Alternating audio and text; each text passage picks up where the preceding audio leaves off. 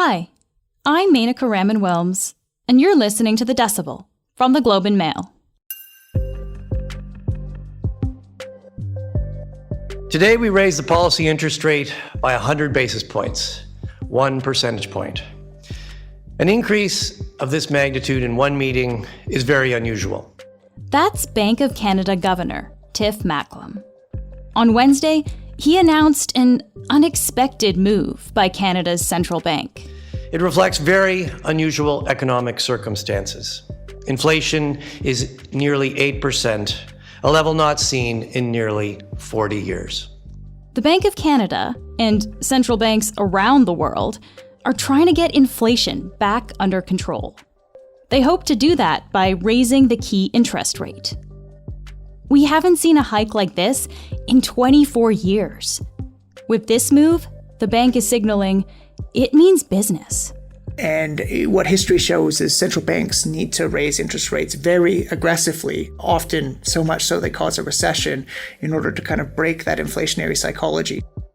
The Globe's Mark Rendell covers the Bank of Canada, and he's back on the show to help us decode this supersized decision and whether this move by the central bank will finally get inflation under control. This is The Decibel.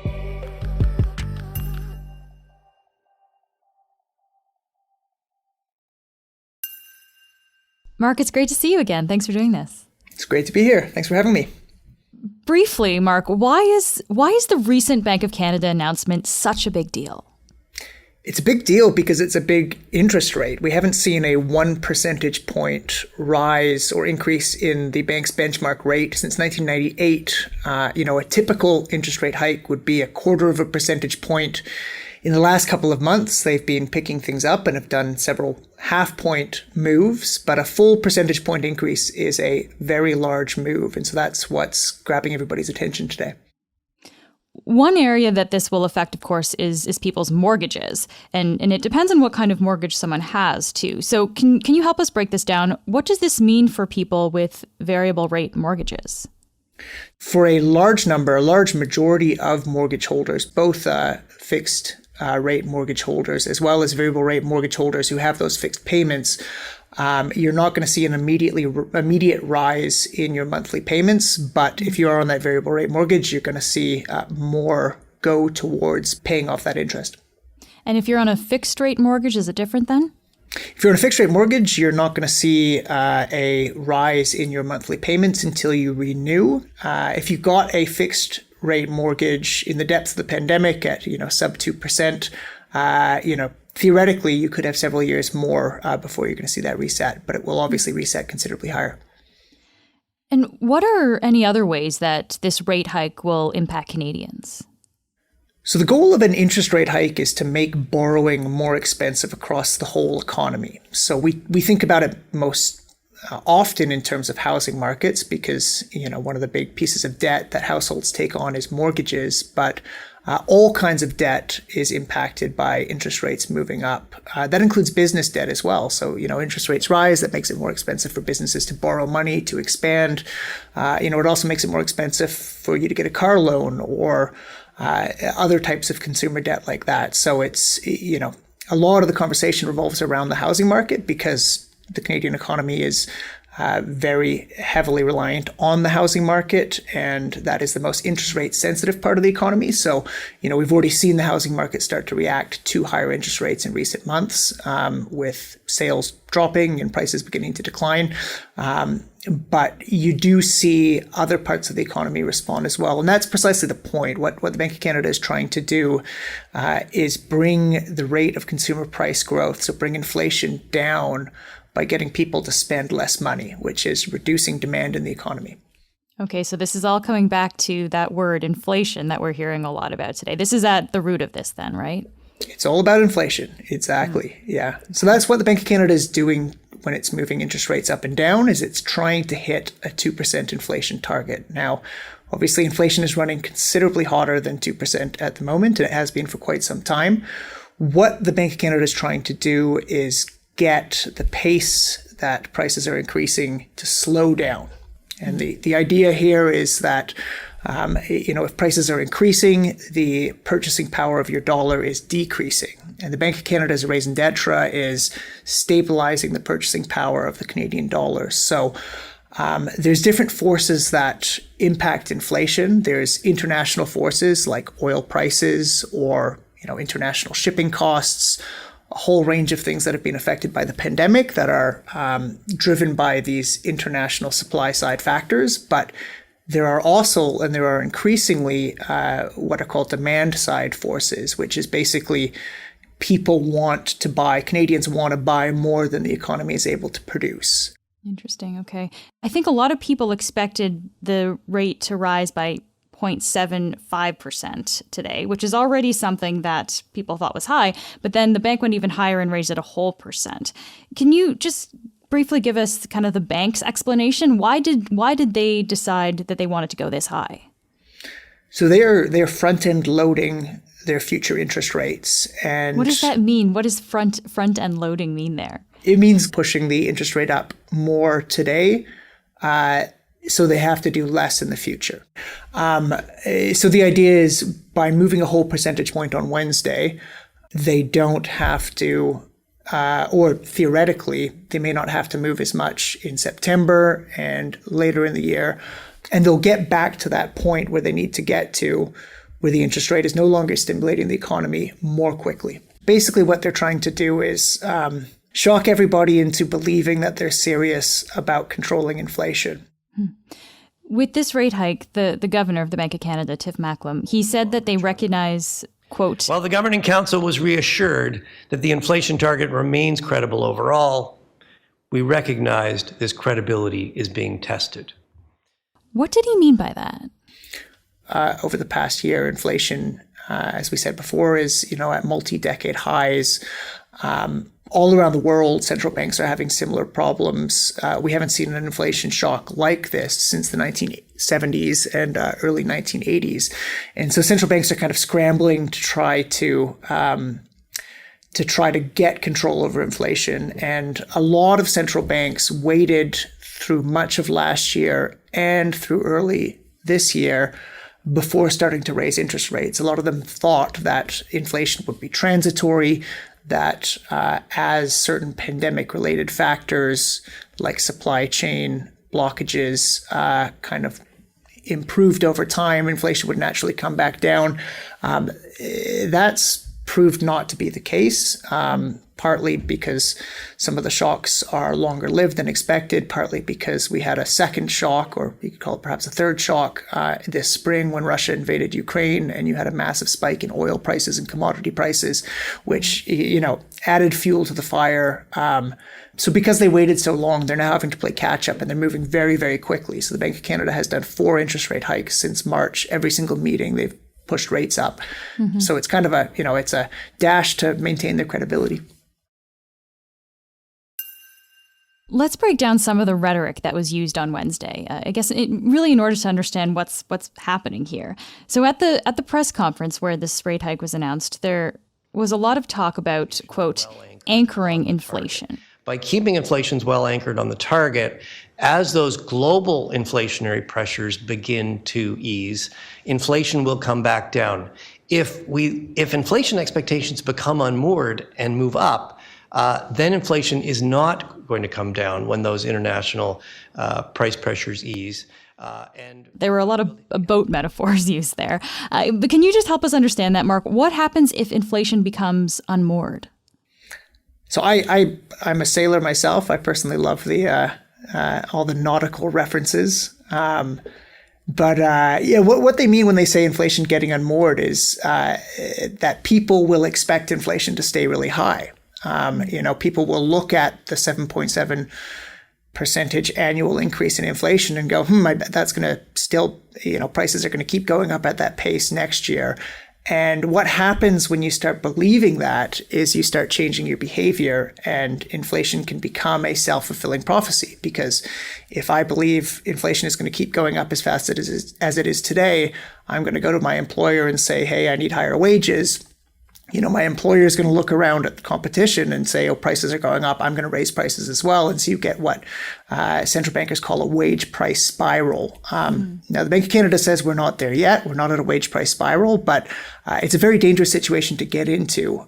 It's what happened in the 1970s and early 1980s when the whole kind of inflationary psychology changed. And what history shows is central banks need to raise interest rates very aggressively, often so much so they cause a recession in order to kind of break that inflationary psychology. So what the Bank of Canada is trying to do is prevent those expectations from becoming unanchored, that is from moving too far away from their 2% inflation target. And if they can do that by, these large rate hikes, similar to the one they announced on Wednesday, and this very rapid succession of rate hikes, then theoretically they could make their life easier in the future. So that wage price spiral that you mentioned, that seems to be a really important thing that they're trying to prevent there. But can the bank really have any impact to control that? It's hard. I mean, people's inflation expectations are formed by things like, the prices they see at the grocery store, the prices they see at the gas station. There's a lot of academic research into how people form inflation expectations. And, for the average person, it's not necessarily based on what Tiff Macklem at the Bank of Canada says during a press conference, right? They're looking at the price of chicken at the grocery store. And so, this is why we're in such a fraught situation, and why the Bank of Canada is in such a fraught situation is because prices are so high. There is that risk. Now, in the past couple of weeks, we have seen some prices start to come back down. So oil prices have started to trend downwards. A lot of commodity prices have started to trend downwards as well. The reasons for that are not necessarily good. It's because a lot of people are expecting a recession in the United States and other parts of the world. And so demand for commodities is changing. But you are seeing some price pressures come back off. So in terms of whether the Bank of Canada can control those inflation expectations, they're certainly hoping that all of these big headlines saying, look how aggressively we're moving, that's going to, seep into people's psychology, and people are going to go like, oh yeah, they are serious about this. We believe them. Because if everybody believes the Bank of Canada is going to do what it needs to do to get back to 2%, then it actually makes the Bank of Canada's job of getting back to 2% much easier. You mentioned the R word there, Mark, recession. Is that a possibility here, like a very real possibility that we could be going into a recession? You are seeing some Canadian private sector banks, bank economists calling a recession. Last week, RBC became the first big bank to forecast a recession in 2023. Now, they said it was going to be a short-lived and relatively mild recession. They're not forecasting anything particularly dire. But yeah, it is a real possibility. Raising interest rates, the whole point of increasing interest rates is to slow down demand in the economy. It's to slow down the economy. And so the Bank of Canada is kind of facing this delicate task where they're trying to slow down the economy without doing too much and causing negative growth and pushing the Canadian economy into a recession. So, Tiff Macklem said he's not expecting a recession to happen. The Bank of Canada is forecasting, a considerable slowing of growth. So they're now projecting the economy to grow by only 1.75% next year. But, he said it is a risk. And again, it gets back to those expectations. If expectations become unanchored and the Bank of Canada needs to raise interest rates again and again and again, much higher, then the likelihood of a recession increases. So what exactly is a recession, though? Like, how is it defined? There's no official definition of what a recession is, but if the economy essentially shrinks for 2 quarters in a row, people typically say it's in recession. And so the governor, Tiff Macklem, he's used the phrase soft landing a few times. And this is something we've actually been hearing a lot about in this economic climate. Can you just remind us, what is a soft landing? A soft landing is a situation where we normalize interest rates, we bring inflation down, and we do it without causing a recession or a spike in unemployment. It's a Goldilocks scenario. So this is what they're hoping for. They're hoping to have a soft landing here. This is what they're hoping for. This is what they're predicting, but it is difficult. Lots of economists say it's not it's not going to happen. It's becoming increasingly difficult the longer inflation stays high. Inflation, of course, is not just a problem in Canada. We're seeing elsewhere in the world, right? People are worried about inflation. And if other places are headed towards a recession, I mean, does it really matter at the end of the day what the Bank of Canada does? It's a great question. And it's a real challenge because, as you say, inflation is a global phenomenon. A lot of the causes of inflation are these big, global commodities like oil, like grains and other things like that. A lot of the issues driving up prices have to do with global supply chain problems. But there is a domestic component to it, right? You are starting to see more and more inflationary pressures within the Canadian domestic economy that's showing up in service prices, right? So the prices for restaurants, flights, haircuts, all of that. That doesn't have, it's related to the kind of broader global inflationary pressures we're seeing, but it has a very domestic component to it. Now, the Bank of Canada, with Wednesday's move, it put itself ahead of the pack. So it's now the most aggressive central bank, or one of the most aggressive central banks in the world in terms of monetary policy tightening. But you are seeing big moves from the U.S. Federal Reserve, from other central banks, which, over time is going to impact global inflationary forces. And again, if the U.S. Federal Reserve tips the U.S. economy into a recession, that impacts the Canadian economy as well. So it's that combination of, the Bank of Canada is trying to do what it can in its own backyard, and also kind of be a team player along with these other central banks around the world. They really are trying to convince Canadians to not believe that inflation is going to stay high forever because, they want to keep those inflation expectations anchored. Mark, it's always great to chat with you. Thanks for speaking with me. You bet. Glad to be here. Thanks. That's it for today. I'm Menaka Raman-Wilms.